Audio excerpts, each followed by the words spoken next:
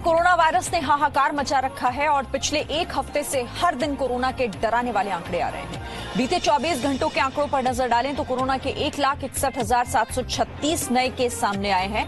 वहीं 879 लोगों को इस महामारी ने अपना शिकार बना लिया। 97,168 लोग कोरोना को मात देकर ठीक भी हो गए हैं। वहीं एक दिन में 14 लाख से ज्यादा लोगों को कोरोना टेस्ट कराया गया। देश भर में इस समय कोरोना के कुल मरीज 1,36,89,453 हैं। इनमें 12,64,698 एक्टिव केस हैं, यानी कि इनका अस्पताल या फिर घर में इलाज चल रहा है।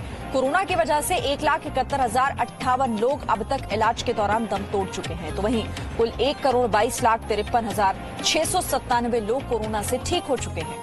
कोरोना के बढ़ते कहर को देखते हुए कल प्रधानमंत्री और उपराष्ट्रपति राज्यपालों के साथ बैठक भी करने वाले हैं और इस दौरान वैक्सीन की रफ्तार तेज करने पर भी चर्चा हो सकती है कि क्या वो अब कदम आगे हो सकते हैं जिस पर इस बिगड़ते हुए हालात पर कंट्रोल पाया जा सके। तस्वीरें भी आपको दिखा रहे हैं कि किस तरह से कोरोना के बढ़ते हुए आंकड़े बीते एक हफ्ते से डरा रहे हैं। 1,60,000 का आंकड़ा क्रॉस कर चुका है आज भी। 24 घंटे का ये आंकड़ा और हर राज्य में हालांकि अलग अलग तरीके से हालात पर काबू पाने की कोशिश की जा रही है, लेकिन केंद्र सरकार भी लगातार इसे लेकर मंथन कर रही है। प्रधानमंत्री ने पहले मुख्यमंत्रियों के साथ बैठक की, उच्च अधिकारियों के साथ भी बैठक हुई और अब यहां राज्यपालों के साथ प्रधानमंत्री नरेंद्र मोदी बैठक करने जा रहे हैं।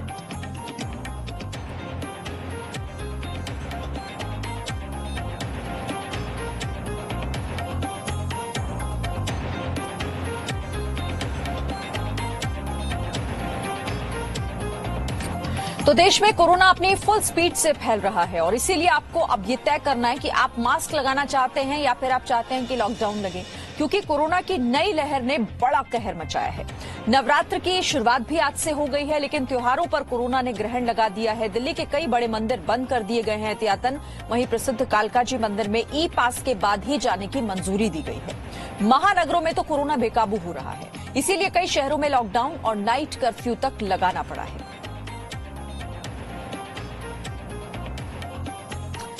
तो देखिए आप किस तरह से अब ये नई लहर बड़ा कहर बनकर उभर रही है। लगातार मामले बता रहे हैं कि कैसे संक्रमण ये खतरनाक होता जा रहा है दिन ब दिन। लोगों को यहाँ पर ये समझना होगा, क्योंकि सरकार के कदमों के साथ साथ आम लोगों की भागीदारी भी कोरोना की इस जंग में जीत तभी तय कर पाएगी जब दोनों एक साथ आगे बढ़ पाएंगे।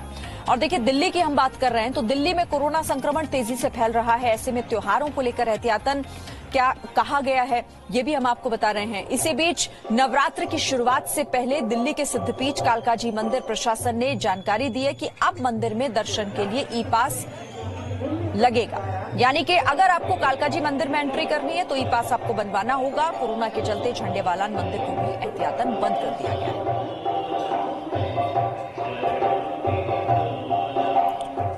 और कोरोना पर इस वक्त के 10 बड़े अपडेट जल्दी से आपको बता देते हैं। दिल्ली में कोरोना बेकाबू हो चला है। एक दिन में 11,491 मामले सामने आए हैं। बात अगर दिल्ली की कर रहे हैं हम तो 115 निजी अस्पतालों के 50% आईसीयू वार्ड आरक्षित कर लिए गए हैं। महाराष्ट्र में मामूली राहत जरूर है, लेकिन खतरा अभी भी। एक दिन में 51,751 नए मामले सामने आए। भोपाल में 19 अप्रैल की सुबह 6 बजे तक के लिए कोरोना कर्फ्यू लागू किया गया है। सरकार ने रूस की वैक्सीन स्पुतनिक वी को हरी झंडी दी है। सूत्रों के मुताबिक डीसीजीआई ने स्पुतनिक वी के इमरजेंसी इस्तेमाल को हरी झंडी दी है। कोरोना पर अब 14 अप्रैल को प्रधानमंत्री एक बार फिर बैठक करने जा रहे हैं। अर्धसैनिक बलों में भी कोरोना संक्रमण का कहर है। नवरात्र पर दिल्ली के 2 बड़े मंदिरों में भक्तों को प्रवेश नहीं दिया जा रहा। गुजरात, मध्य प्रदेश में एक दिन में सबसे ज्यादा मामले दर्ज किए गए।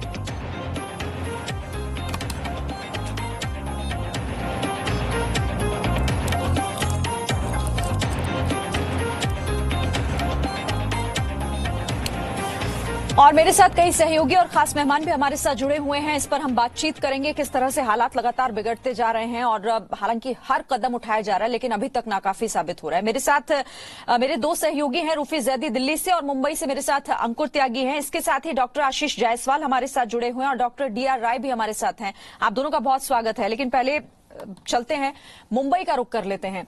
यहां पर थोड़ी राहत जरूर अंकुर बीते 24 घंटों के जो आंकड़े आए हैं देखी गई है, लेकिन हालात महाराष्ट्र के अभी भी भले ही आंकड़े कम हुए हों लेकिन बिगड़े हुए तो हैं ही। बिल्कुल सही कहा। जहां हम देख रहे थे पिछले 2-3 दिनों में जहां 10,000 के आसपास या 9,000 के आसपास हर दिन के हिसाब से मैं मुंबई की बात कर रहा हूं, आंकड़े आ रहे थे पॉजिटिव लोगों के, वो आंकड़ा घट जाता है और 6,700 6,900 के आसपास वो आ जाता है। आप इसको फौरी तौर पर राहत जरूर कह सकते हैं, लेकिन आंकड़ा बिल्कुल भी संतोषप्रद नहीं है। अभी भी लोगों के मन में बहुत ज्यादा डर है, क्योंकि 43 के करीब मौतें हो चुकी हैं। महाराष्ट्र की मैं बात करूं, 52,000 मामले, यानी हर रोज आप आंकड़ा देखिए 50,000 के पार जाता है। आज आंकड़ा जो आया है 52,000 के आसपास आया है। मरने वालों की संख्या 250 से भी ज्यादा की है। ये आंकड़े बता रहे हैं कि वाकई में स्थिति चिंताजनक है। आज इस स्थिति का एक पहलू और आप बताऊं कि अभी 11 बजे एक मीटिंग होने वाली है, जिसको खुद चेयर करेंगे उद्धव ठाकरे, सूबे के मुख्यमंत्री हैं। और ऑक्सीजन जो सिलेंडर्स की जो लगातार कमी हो रही है अलग अलग इलाकों में, मुंबई में तो हो ही रही है, क्योंकि मुंबई में वॉल्यूम बहुत ज्यादा है। इसके अलावा जो रूरल महाराष्ट्र है, वहां पर भी ये समस्या देखने के लिए मिल रही है। एक मीटिंग को चेयर करने वाले हैं और एक्चुअल उसका क्या स्टेटस है ऑक्सीजन का, वो इस चीज को कंफर्म कर रहे हैं। यही नहीं, इसके अलावा भी अंदाजा इस बात का लगाया जा रहा है कि आज या कल या परसों 3 दिनों के अंदर जल्दी ही मुंबई समेत पूरे महाराष्ट्र में जो लॉकडाउन लगने वाला है, जो एक्सपेक्टेड है, और जो अंदाजा लगाया जा रहा है राजनीतिक हलकों में, जो लगातार सूत्र बता रहे हैं कि 14 दिन यानी 2 हफ्ते का लॉकडाउन एक्सपेक्टेड है, उसकी घोषणा भी जल्दी ही कर दी जाएगी। आज चूंकि गुड़ी पड़वा है, मराठियों का और हिंदू समाज का एक बड़ा त्योहार माना जाता है, तो फिलहाल आज तो उनको राहत है, लेकिन ये घोषणा कभी भी हो सकती है। ठीक है, रूफी का भी रुख कर लेते हैं जल्दी से, फिर हम मेहमानों के पास भी जाएंगे, उनसे समझेंगे कि स्थिति क्या किस तरफ इशारा कर रही है। रूफी, जल्दी से दिल्ली का भी अपडेट दे दीजिए। श्रीनगर दिल्ली की बात की जाए तो दिल्ली में कोरोना का जो संक्रमण है वो लगातार बढ़ता जा रहा है और पॉजिटिविटी रेट जो है वो अब बढ़कर 12.44 हो गया है। यानी दिल्ली की स्थिति बेहद गंभीर होती हुई, जो मामले दर्ज हुए थे वो भी 11,400। दिल्ली सरकार लगातार ये कोशिश कर रही है किसी भी तरह से इस स्प्रेड को रोका जा सके। 14 प्राइवेट अस्पताल जो है उसको पूरी तरह से कोविड अस्पताल बना दिया गया है। 4 सरकारी अस्पतालों को पूरी तरह से कोविड अस्पताल बना दिया गया है। आईसीयू के बेड्स बढ़ाए गए हैं, नॉर्मल कोरोना वार्ड्स के जो बेड्स हैं वो भी बढ़ाए गए हैं और लगातार कोशिश ये की जा रही है कि लोगों पे सख्ती बरती जाए, लोग बिना जरूरत के घर से बाहर ना निकले और जो लोग घर से बाहर निकल रहे हैं ये इंश्योर किया जाए कि उन्होंने मास्क पहना हो। चालान में सख्ती बढ़ती। ठीक है रूफी, मैं आपके पास फिर से आऊंगी, आपके ऑडियो में थोड़ी प्रॉब्लम आ रही है, फिर से आपके पास आते हैं। लेकिन डॉक्टर आशीष जायसवाल, हम हर दिन का आंकड़ा देख रहे हैं, बीते एक हफ्ते से तो जो आंकड़े सामने आ रहे हैं, अभी के मैं आपको 24 घंटे की बताऊं तो 1,60,000 को क्रॉस कर चुके हैं। जिस तरह से ये आंकड़े बढ़ रहे हैं वो क्या बता रहे हैं, ये दूसरी लहर और कितनी खतरनाक होगी आने वाले समय में? देखिए, अभी जो हम लोग देख रहे हैं 7 दिन से, अब ये नंबर और 4-5 दिन में बढ़ने जाएगा, क्योंकि जिस हिसाब से हमारी जो पॉजिटिविटी रेट है वो डेली बढ़ता चला जा रहा है। जो पॉजिटिविटी रेट 7 तक हम लोग ले आए थे फेब में, अब वो 12, 13, 14 को क्रॉस कर रहा है। तो जो ये पॉजिटिविटी रेट है जितना बढ़ेगा उतना और ज्यादा चांसेस होंगे और उतने ही हमें इन्फेक्शंस देखने को मिलेंगे। इसमें एक इंपॉर्टेंट पॉइंट ये भी है कि जो वायरस है वो भी म्यूटेट होकर नया इन्फेक्शियस स्ट्रेन आ गया। जैसा हमको पता था जो यूके का वायरस था 50% ज्यादा इन्फेक्शियस था, या और भी जो हमारे वाइल्ड वायरस, जो इंडिया के खुद के वाइल्ड वायरस है, उनमें भी म्यूटेशन हो रहे हैं। अब वो भी ज्यादा प्रॉब्लम कर रहे हैं। अब हमारी ओपीडी में क्या हो रहा है कि जो नॉर्मल वायरस होते थे वो भी कोविड में कन्वर्ट होके, और एक तरीके से एक भयावह सी कंडीशन है। हर पेशेंट अब ऐसा लग रहा है कोविड ही जैसा होने जा रहा है। सो अभी ये नंबर और बढ़ेगा, इसलिए और भी हमको सैनिटाइजेशन, मास्क और डिस्टेंसिंग की इंपॉर्टेंस है। जी, डॉक्टर डीआर रॉय भी हमारे साथ हैं। डॉक्टर डीआर रॉय, जिस तरह से डॉक्टर जायसवाल यहां पर कह रहे थे कि अभी यानी कि हम आने वाले दिनों में जो तस्वीरें देखेंगे, जो आंकड़े देखेंगे वो और डराएंगे, इसका मतलब अभी और ज्यादा एहतियात बरतने की लोगों को भी जरूरत है और सरकारों को भी कदम उठाना पड़ेगा।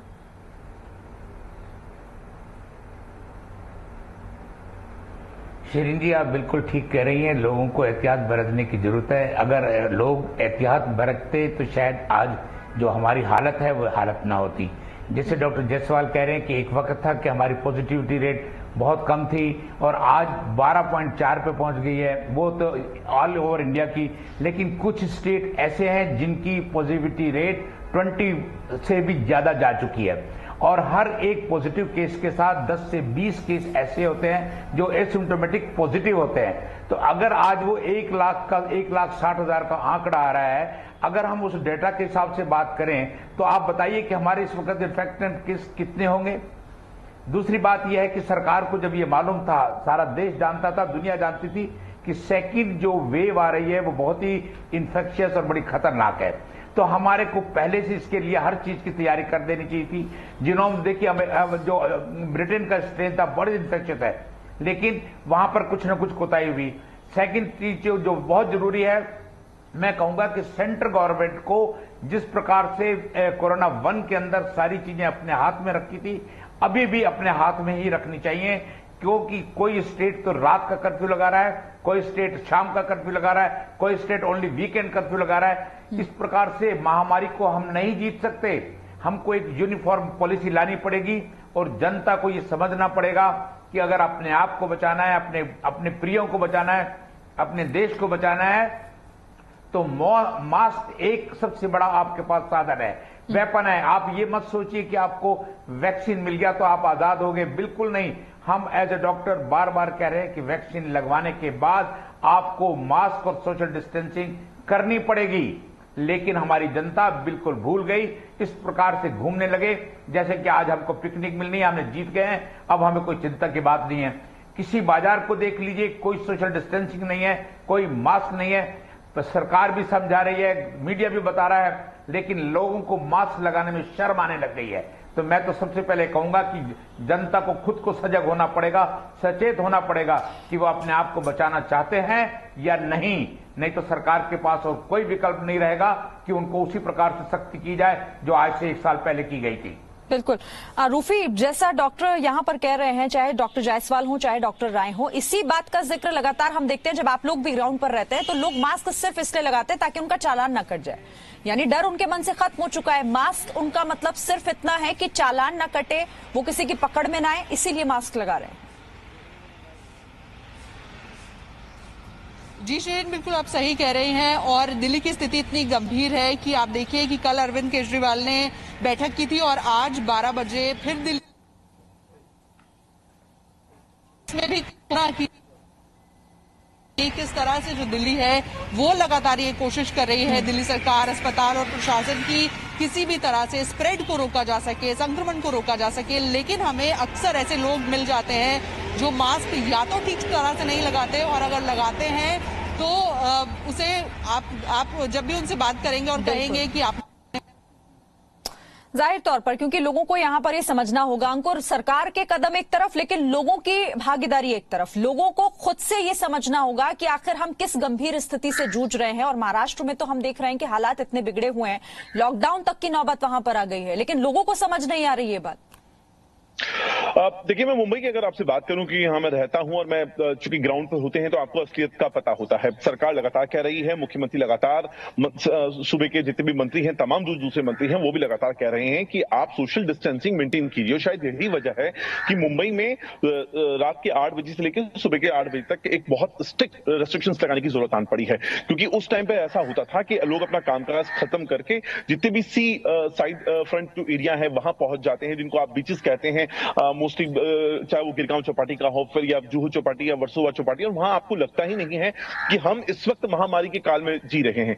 यही नहीं, जितने भी मॉल्स होते थे वहां से लेकर आप सब्जी मंडी होती थी, वहां पर इतनी भीड़ इस वक्त वॉल्यूम में जा रही थी जिससे संक्रमण के फैलने के बहुत ज्यादा चांसेस थे। अब जो रिजल्ट आ रहे हैं वो इस बात की तस्दीक भी करते हैं, और शायद यही वजह रही कि सरकार को रेस्ट्रिक्शंस लगाने पड़े। खासतौर पर अगर आपको मॉल में जाना है तो आपको अपनी नेगेटिव रिपोर्ट लेके जानी पड़ेगी, अपने आरटीपीसीआर टेस्ट की। सब्जी मंडी में भीड़ को कम करने के लिए लाइन वाइज लोगों को भेजा जाने लगा। तो एक सिलसिलेवार तरीके से लोगों की ही गलती है जिसका खामियाजा अब लोग खुद भुगत रहे हैं। यकीनन तौर पर मेडिकल इंफ्रास्ट्रक्चर इतना अच्छा नहीं कहा जा सकता है, इस बात में बिल्कुल भी अतिशोक्ति नहीं होगी, लेकिन लोगों की भी लोगों को ये सब पता है। जब आप भी उनसे बात करते हैं तो वो ये जानते हैं कि आखिर क्यों मास्क और सोशल डिस्टेंसिंग के लिए बार बार कहा जा रहा है। वो आंकड़े भी जानते हैं किस तरह से बढ़ रहे हैं, लेकिन बावजूद इसके संभलने को तैयार नहीं है। डॉक्टर जायसवाल, एक छोटा कमेंट मैं आपसे लेना चाहूंगी कि क्या लग रहा है आपको, गलतियां कहां पर हो रही हैं जो आंकड़े इस तरह से 1.5 लाख का आंकड़ा क्रॉस कर रहा है हर रोज? देखिए, कोई भी डिजीज जब बढ़ती है उसके 3 पॉइंट्स होते हैं। पहला पॉइंट होता है एजेंट। एजेंट इस मामले में एक वायरस है, तो वायरस में थोड़े म्यूटेशंस आ रहे हैं, ये ज्यादा इन्फेक्शियस हो गए, जो कि लोगों ने सोचा नहीं था, तो सरकार ने नहीं सोचा था। दूसरा पॉइंट होता है होस्ट, जो हम लोग हैं, हम लोग ध्यान नहीं दे रहे हैं, हम एक पैंडेमिक फटीग आ गया है। एक इफेक्ट होता है पेल्ट मैन इफेक्ट। इसमें क्या होता है, जैसे हमको लग रहा है कि हमारे पास दवाएं आ गई हैं, वैक्सीन आ गई हैं, तो हम लोग अपना ध्यान रखना कम कर देते हैं। तो हम लोग को एक वो हो गया कि अब ध्यान नहीं देना, सब कुछ है, अब कुछ नहीं होगा। तो ये एजेंट हम लोग की होस्ट की प्रॉब्लम है। एंड थर्ड होता है एनवायरमेंट। अब क्या होता है कि जब पिछली बार लॉकडाउन था, शुरुआत से लेकर अंत तक सभी लोग अपना ध्यान रख रहे थे, बार बार जो इंफॉर्मेशन है वो डिसमिनेशन हो रही थी। अब वो चीज पूरा खत्म हो गया है, रैलीज हो रही हैं, स्पोर्ट्स हो रहे हैं, सब कुछ पूरा खुल गया है। अब स्कूल सारे ओपन आपने कर दिए बिना टीचर्स को वैक्सीनेट किए हुए या बिना टीचर को RT-PCR किए हुए। जो ये सब गलतियां हमसे एनवायरमेंट में हुई, जो आसपास हुई, उन सब के कारण भी सारी चीजें बढ़ गई। और इन्हीं गलतियों पर ध्यान देना होगा, लोगों को समझना होगा कि वैक्सीन आई है लेकिन कोरोना नहीं गया है, कोरोना अब भी है और मजबूत होकर इस बार आया है। इसीलिए आप सभी लोगों को ये ध्यान देना होगा, जो गाइडलाइंस जारी की जा रही हैं लगातार, उन तमाम बातों का ख्याल रखना बेहद जरूरी है। बहुत शुक्रिया आप सभी का, डॉक्टर आशीष जायसवाल, डॉक्टर DD राय और मेरे 2 सहयोगी भी मेरे साथ जुड़े हुए थे। बहुत शुक्रिया। छोटा सा ब्रेक हम ले रहे हैं, यहाँ पर लौटते हैं फौरन। Presenting B News app available on Google Play and App Store. Download it now.